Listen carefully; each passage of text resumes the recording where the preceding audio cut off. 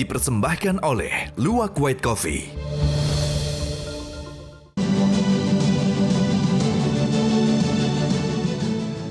Selamat malam para pemirsa, ketemu lagi di Hot Room dengan saya Hotman Paris. Putusan pengadilan dalam kasus investasi bodong Indra Kents dan Doni Salmanan telah mengguncang rasa keadilan masyarakat. Di sini saya bawa dua putusan Indra Kents dan Doni Salmanan yang kelihatannya sangat indah. Putusan itu dari luar sangat tebal, tapi isinya saling bertentangan satu sama lain. Bahkan pertimbangan hukumnya satu sama lain di dalam satu putusan yang sama saling bertentangan. Sama-sama kasus investasi bodong, tapi hukuman yang dijatuhkan kepada Indra Kents sama Doni Salmanan berbeda total. Seperti yang saya bilang selama ini, kalau ada keanehan, hukum itu pada dasarnya adalah mirip dengan matematik, ada rumusan-rumusannya. Kalau ada keanehan keluar dari rumusan-rumusannya, apakah ada sesuatu di balik putusan tersebut seperti dikeluhkan oleh para korban? Sampai hari ini belum ada satupun putusan pengadilan yang berhasil mengembalikan kerugian dari para korban. Hot Room sendiri dalam tahun ini telah berkali-kali membahas tentang investasi bodong. Dan malam ini kembali lagi akan membahas catatan hukum 2022 investasi bodong.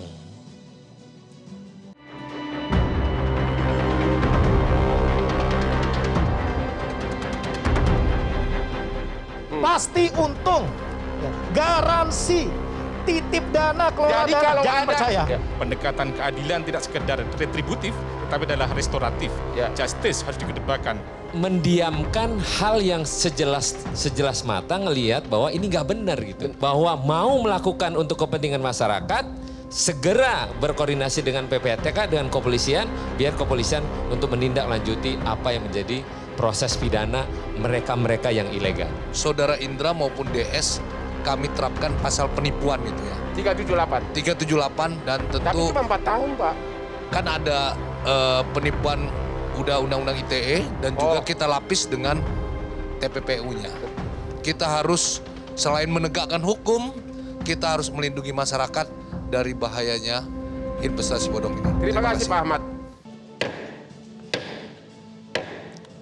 Sebelum kita berdiskusi dengan para narasumber malam ini, saya tidak bisa berdiskusi tanpa minum dulu kopi kesayangan saya.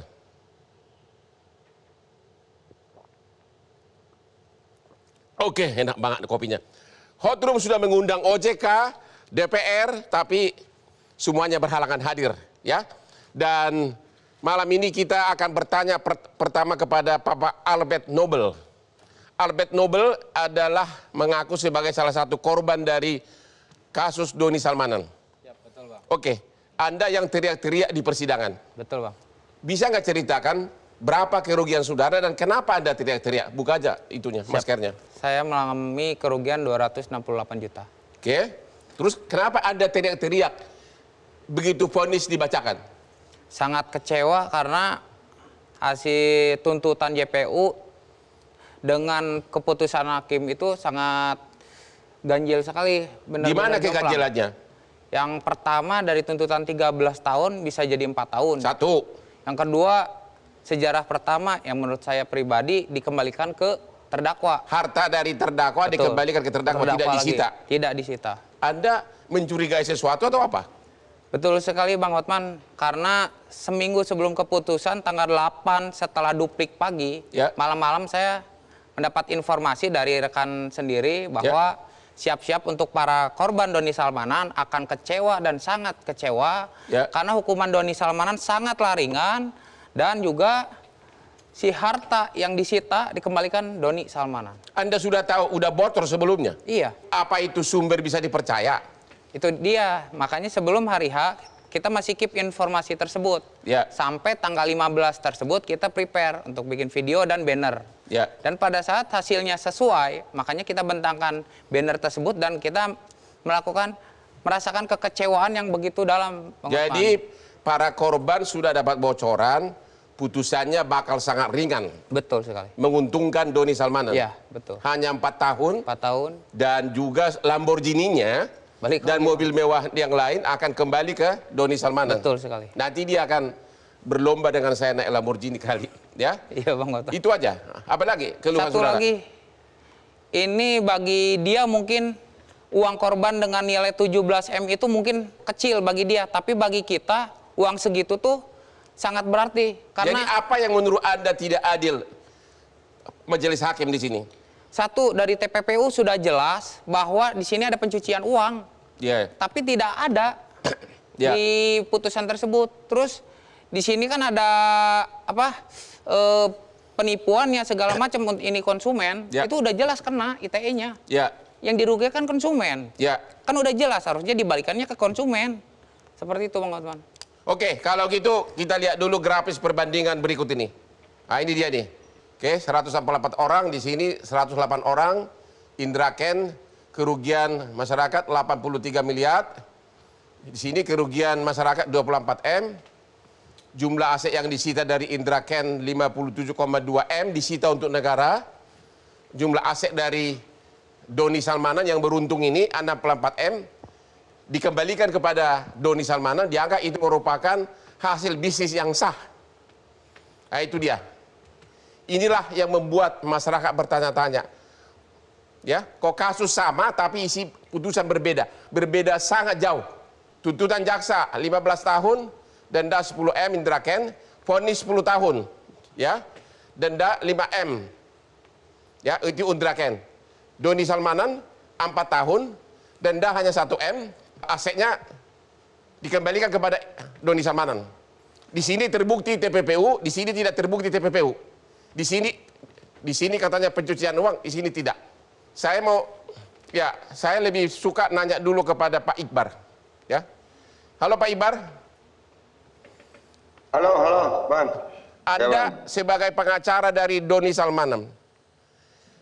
Apa Ya, yang kau Bang. lakukan di balik tembok sehingga berhasil dapat putusan seperti ini? Enggak lah, Bang. Itu normatif terkait bukti-bukti yang saya hadirkan itu jelas dipertimbangkan. Terkait saksi-saksi yang dihadirkan, malah saksi yang dihadirkan pihak jaksa pun malah menguntungkan pihak kami. Jelas kan itu menjadi bahan pertimbangan majelis, Bang. Tidak ada itu permainan apapun seperti yang Apret bilang cerita kemarin itu. Isi cikal putusan udah bocor 1 minggu sebelum pembacaan putusan, benar nggak itu?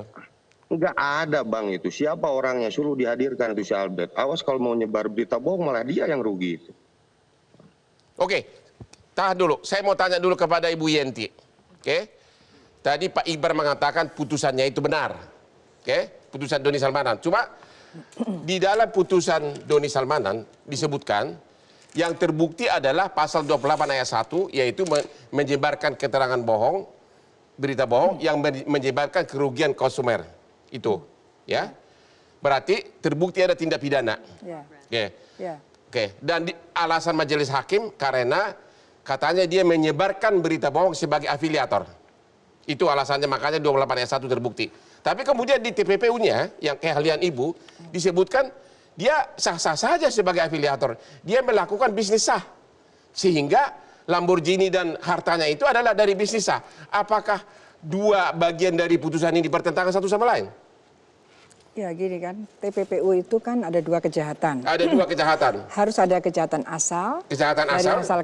Dari hasil kejahatan asal ada uang. Ada Ya, uang. Hasilnya bukan orang luka, tapi ada uang. Ada uang. Nah, ada uang. Uang ini adalah dirty money. Ya, uang hasil kejahatan. Dari pidana induk. Dari pidana ini. Oke. Jadi kalau pidana ini terbukti dan menghasilkan uang, apalagi yang rugi juga ada, kemanapun jadi apapun itulah TPPU. Saya juga bingung dengan alasan hakim mengatakan bahwa TPPU-nya tidak ada karena tidak ada regulator terhadap binary option ini ya, yang si Quotek ini.